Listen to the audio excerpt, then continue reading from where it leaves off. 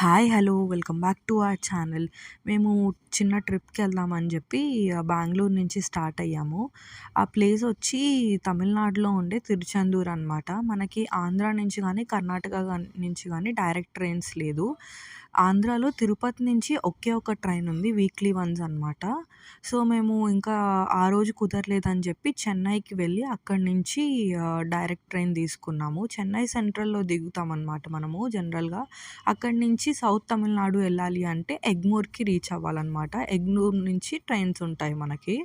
వీడియోలోకెళ్ళే ముందు మనం ఆ టెంపుల్ యొక్క స్థల పురాణం తెలుసుకుందాం. తారకాసురుడు, శూరపద్ముడు అని ఇద్దరు రాక్షసులు వధించేందుకు కుమారస్వామి వెతుకుతూ ఉంటాడు. వారిని సంహరించే ముందు ఈ క్షేత్రంలో ఉన్న శివుడిని పూజిస్తూ ఉంటాడనమాట. కుమారస్వామి తారకాసురుడిని చంపి తర్వాత శూరపద్ముడు అనే రాక్షసుని మర్రి చెట్టు రూపంలో దాక్కుంటాడు. దీంతో కుమారస్వామి తన ఆయుధంతో మర్రి చెట్టును 2 ముక్కలు చేస్తాడు. చేసి ఆ రాక్షసుని చంపుతాడు. ఆ అసురుడి ఆఖరి కోరిక మేరకు మర్రి చెట్టు 2 భాగంలో నుండి ఏర్పడిన కోడి, నెమలిని కుమారస్వామి తన వాహనాలుగా స్వీకరిస్తాడు. అనంతరం భక్తులను అనుగ్రహించను ఇక్కడే కొలువైతాడు. ఆలయం యొక్క ప్రత్యేకత తెలుసుకుందాం కదా! మిగతా స్టోరీ మన వీడియో చూస్తూ తెలుసుకుందాం. సో, మేమొచ్చి ఫైనల్లీ ఎగ్మూర్ నుంచి తిరుచెందూర్ వచ్చేసామనమాట. తిరుచెందూర్ రైల్వే స్టేషన్ నుంచి మేము తీసుకున్న రూము జస్ట్ 5-10 మినిట్స్ పడుతుంది. ఇదొచ్చి మనకి బీచ్ ఏరియా అయినందువల్ల కొంచెం సల్ట్రీగానే ఉండింది. ఎండలు ఓకే. నార్మల్ పర్లేదు బేర్ చేయగలము. సో, ఇక్కడ వచ్చి రూమ్స్ మనకి 500 నుంచి 3000 రేంజ్‌లో ఉంటుందనమాట. దేవస్థానం రూమ్స్ కూడా ఉంటాయి. వెబ్‌సైట్‌లో డీటెయిల్స్ చూడండి. కింద డిస్క్రిప్షన్‌లో ఇస్తాను. ఇది మేము తీసుకున్న రూము. ఇదొచ్చి మనకి స్టూడియో అపార్ట్మెంట్ టైప్ ఉందనమాట. మేము 6 మెంబర్స్ అయ్యేసరికి మేమొక సూట్ రూమ్ తీసుకున్నాము. పర్లేదు యావరేజ్ అంటే 1 డే స్టేకి నార్మల్ బానే ఉంది. 2 వాష్‌రూమ్స్ ఉండింది. And 2 king size and 1 queen size bed ఉండిందనమాట. సో, మాకు పక్కనే ఒక చిన్న కాఫీ ప్లేస్ కూడా ఉండింది. చాలా బావుంది ఫిల్టర్ కాఫీ. ఫిల్టర్ కాఫీ అంటే మాకు చాలా ఇష్టం. ఫిల్టర్ కాఫీ తాగేసి మేము ఫస్ట్ బీచ్‌లో స్నానం జేయడానికి స్టార్ట్ అయ్యాము. మా రూమ్ నుంచి అంటే టెంపుల్, బీచ్ పక్కపక్కనే ఉంటుందనమాట. వెళ్ళే దోవలో అన్ని హోటల్స్, షాప్స్ అన్నీ ఉంటాయి. మేము ఒక లైక్ 500 మీటర్స్‌లో తీసుకున్నాము రూము. సో దట్ మేము బీచ్‌లో స్నానం చేసి, మళ్ళీ వెనక్కి వచ్చి మళ్ళీ స్నానం చేసి డ్రెస్ చేంజ్ చేసుకొని టెంపుల్‌కి వెళ్ళడానికి చాలా కన్వీనియంట్‌గా ఉంటుంది కాబట్టి, టెంపుల్‌కి వెళ్ళే దోవలో కంప్లీట్ పెయింటింగ్స్ అవన్నీ బావుండేవన్నమాట. ఇప్పుడు కంప్లీట్ కన్‌స్ట్రక్షన్‌లో ఉన్నందువల్ల అసలు చాలా గజిబిజిగా ఉంది. లాస్ట్ ఇయర్ మేము వెళ్ళాము. అప్పుడు చాలా ఆర్గనైజ్డ్‌గా ఉంది. మేబీ ఇవంతా చేసిన తర్వాత ఇంకా బావుంటుందనమాట. కాబట్టి ఈ ఒక్కసారి మేము అడ్జస్ట్ అయిపోయాము. చూసామనమాట. నార్మల్‌గా ఏనుగు చూస్తూ ఉంటాము వాహనంగా. ఈసారి మేము నెమలి చూసామనమాట. మేము అంటే మురుగన్‌కి వాహనం నెమలి గదా! సో, అది చెట్టు మీద ఇలా ఎగురుతూ ఉండింది. అండ్ ఆ రోజైతే చాలా రష్ ఉండింది. మేమెళ్ళింది ఫ్రైడే వీక్ డే అయినా కూడా. కానీ ఏంటంటే మనకి అప్పుడు సమ్ హాలిడేస్ వచ్చిన వల్ల ఫుల్ వీక్ ఆఫ్ ఉండింది. Friday, Saturday, Sunday. అందువల్ల చాలా జనాలున్నారు. మీరు చూసుకొని వెళ్తే బెటర్. అంటే వీక్ డేస్ వెళ్తే బెటర్ ఉంటుంది. మనం ఆలయం నుంచి స్ట్రెయిట్ ఎళ్లి లెఫ్ట్ తీసుకుంటే టెంపుల్ ఉంటుందనమాట. రైట్‌లో వచ్చి మనకి కంప్లీట్ బీచ్ ఉంటుంది.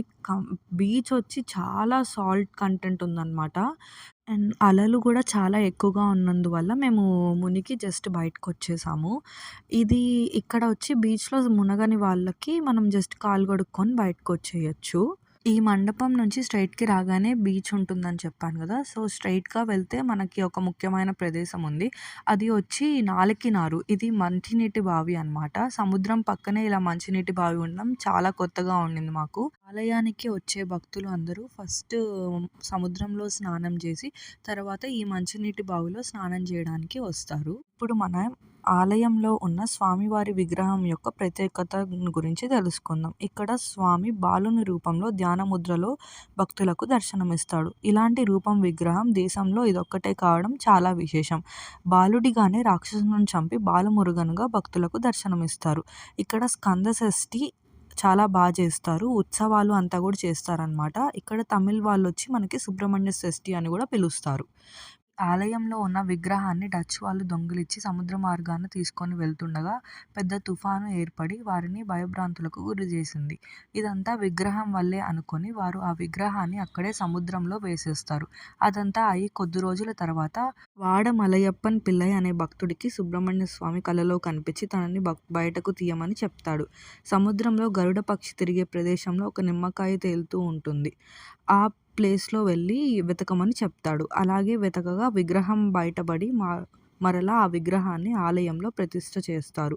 ఇదంతా ఆలయంలో పెయింటింగ్స్ రూపంలో కనిపిస్తుంది. నేను లాస్ట్ ఇయర్ వెళ్ళినప్పుడు అంతా ఉండింది. ఈసారి రెనోవేషన్ వల్ల అవి అన్నీ తీసేసి ఉన్నారు. మేము వచ్చి దర్శనం అయిన తర్వాత టిఫిన్ వచ్చి ఆపం తీసుకున్నాం. చాలా డిఫరెంట్, అంటే ఎప్పుడు మనం ట్రై చేయం కాబట్టి. అండ్ నార్మల్ దోస, ఇడ్లీ అవన్నీ ట్రై చేసామనమాట. తర్వాత రూమ్‌కొచ్చేసి ఈవినింగ్ అక్కడ ఉన్న అదేంటంటే ముత్తుమారి అమ్మని, అంటే మనం గంగమ్మ అంటారు కదా! అంటే విలేజ్‌లో ఉన్న గ్రామ దేవత. సో, అలాంటి ఒక గుడి ఉందనమాట. చాలా ఫేమస్. అక్కడ శివుడు, పార్వతి రూపంలో అమ్మవారు ఉంటారనమాట. చాలా బావుండింది. అంటే ఓల్డ్ టెంపుల్ ఏం గాదు, కొత్తది. సో, అక్కడికెళ్ళాము. అక్కడ వెళ్ళి దర్శనం చేసుకొని, అక్కడ నిమ్మకాయ మాలలు అవన్నీ వేస్తారనమాట. అవి మాకు ఇచ్చారు. మీరు కూడా తిరుచెందూరు వెళ్ళినప్పుడు ఈ టెంపుల్ విజిట్ చేయండి. ఈ టెంపుల్‌కెళ్ళే వేలో పెరుమాల్ అండ్ వరదరాజ స్వామి టెంపుల్స్ కూడా ఉన్నాయి. చాలా ఓల్డ్‌వి. అది వీడియోస్ షూట్ చేయలేదు. అవి కూడా కవర్ చేయండి. Thanks for watching my video. Next వీడియోలో మేము వన తిరుపతి, నవ తిరుపతి, తిరునెల్వేలి వెళ్ళాము. ఆ వీడియోస్ కూడా పెడతాను. మిస్ అవ్వకండి. Don't forget to like, share and subscribe to our channel and hit the bell icon so that మీకు నోటిఫికేషన్